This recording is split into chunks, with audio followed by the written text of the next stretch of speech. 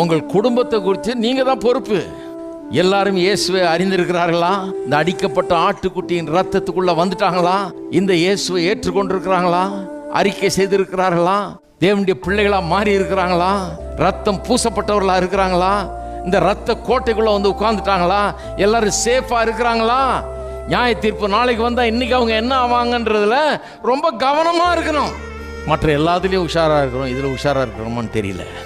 நிறைய பேர் என்ன செய்யறது, நான் என்னங்க பண்றது, நான் என் வரைக்கும் நான் ரட்சிக்கப்பட்டிருக்கிறேன், செத்தா மோட்சம் போவேன், என் பிள்ளைக்கு நான் சொன்னேன், எங்கே கேட்குறான், இவங்களெல்லாம் நம்ம ஒன்றும் சொல்லி கேட்க மாட்டாங்க, நம்ம என்ன பண்ணுறது அப்படின்ட்டுருக்குறாங்க.